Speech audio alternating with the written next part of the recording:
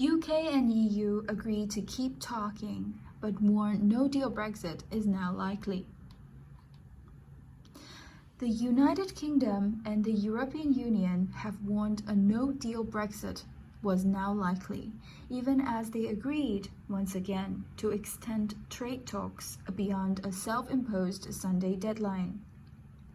The talks were initially extended until Sunday after Wednesday's meeting between European Commission President Ursula von der Leyen and the UK Prime Minister Boris Johnson, billed as a last-ditch effort, ended without an agreement. No new deadline has been announced on Sunday, but von der Leyen said it was responsible to go the extra mile, adding that she had constructive and useful phone call with Johnson.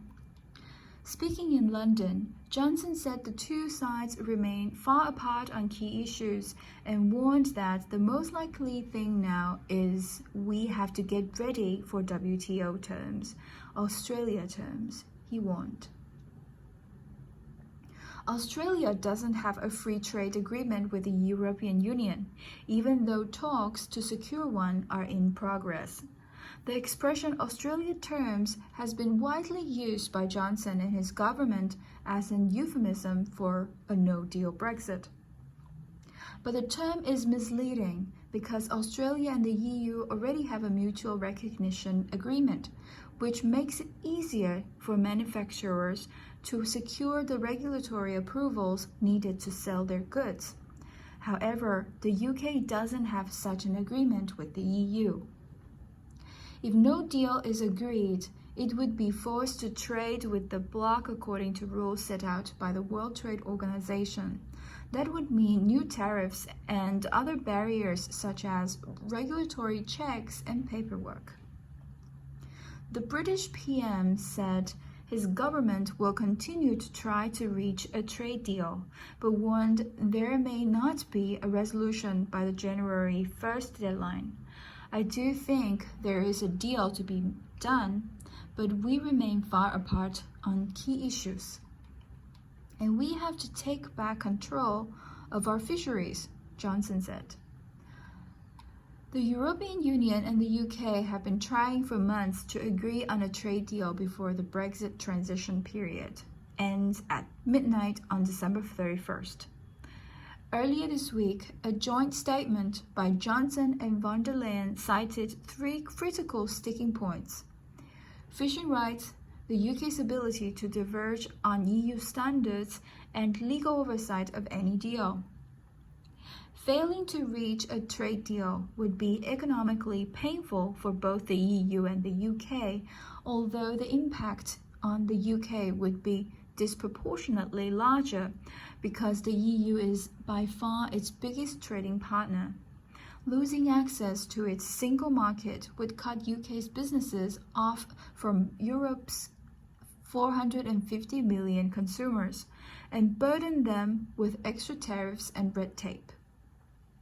The UK Office for Budget Responsibility, OBR, estimates that no-deal Brexit would knock off £40 billion, equivalent to $53 billion or 2% of the UK's economic output in 2021, and leave more than 300,000 people unemployed by the second half of next year. However, the OBR said in November that even if London and Brussels can reach a deal, their new trading relationship is expected to lead a long-run loss of output of around 4% compared to Britain remaining in the European Union. Ireland, which stands to lose the most of the EU side, said it was absolutely imperative that the UK and the EU reach a post-Brexit deal. The Irish Prime Minister, or Taoiseach, Michelle Martin told the BBC on Sunday that a no-deal scenario would be so damaging to workers in the UK, Ireland and across Europe, and represent an appalling failure of statecraft. Johnson said on Thursday that he had directed his cabinet to prepare for talks to fail, and the EU has released plans aimed at keeping its borders open to commercial aircraft, trains and trucks. The UK Minister of Defence said Saturday the UK will have a range of robust enforcement measures available at the end of the Brexit transition period, including numerous offshore patrol vessels available in its territorial waters.